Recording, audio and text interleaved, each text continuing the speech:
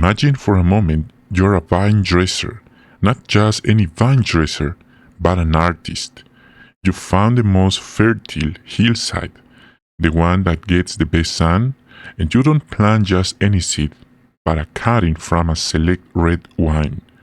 The highest quality. You dedicate years to it. You dig the soil with your hands, you clear it stone by stone, you build a retaining wall to protect the ground, you even build a watchtower to guard it day and night. Your sweat and your love are in every inch of that land. You do it all with one hope, to see the day that vineyard rewards your effort with sweet, juicy clusters of grapes.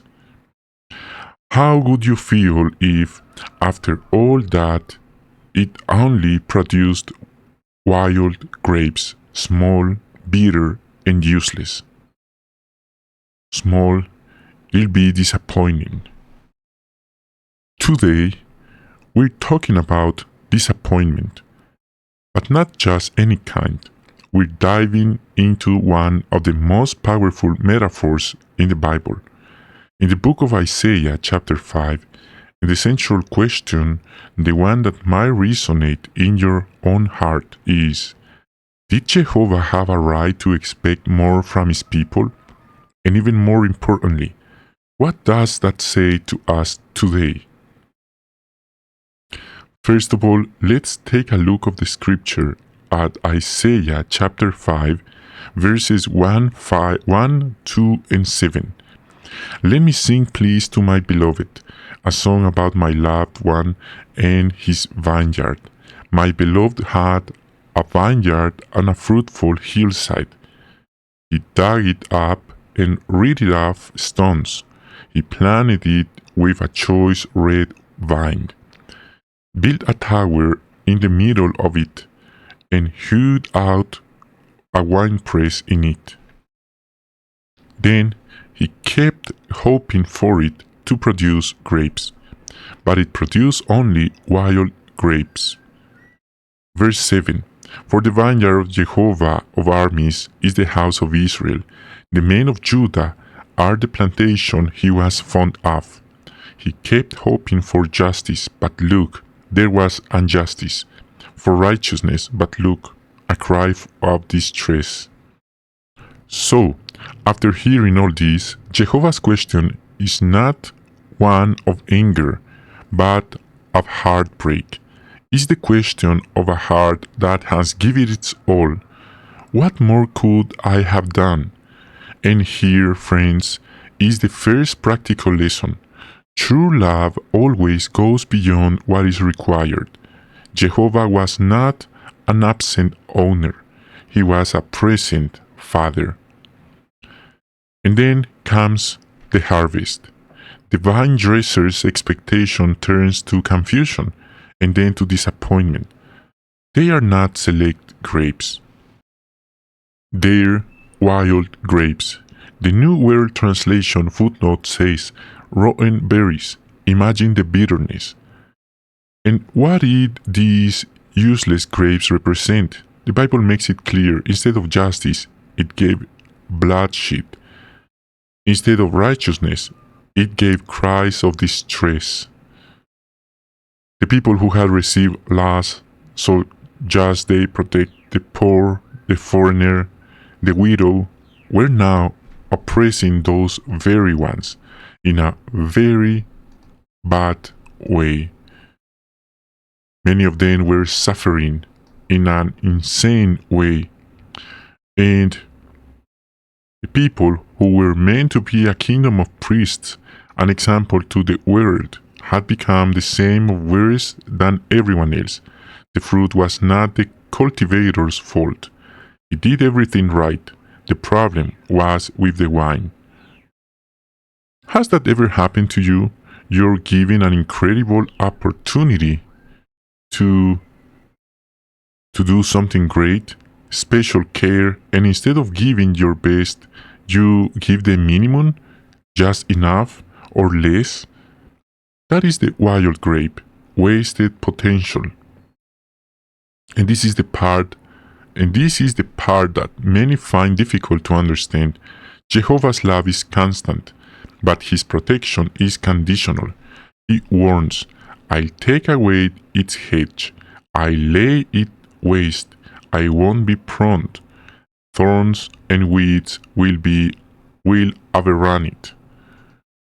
So, actions and consequences. The turn down wall is not an act of revenge, it's the logical consequence. If a plant refuses to bear fruit, eventually the farmer stops pruning it, stops watering it. He focuses on others that will. Jehovah withdrew his protection and allowed the consequences of their unfaithfulness, the invasions by Assyria and Babylon, to come. It was the natural result of having rejected his care. With all that being said, we understand why Isaiah 5:4 reads, What more could I have done for my vineyard that I have not already done? Why, when I hoped for grapes, did it produce only wild grapes? That's disappointing. A practical lesson: God's protection is linked to our obedience. It's not a magic shield that protects us from the consequences of our bad choices.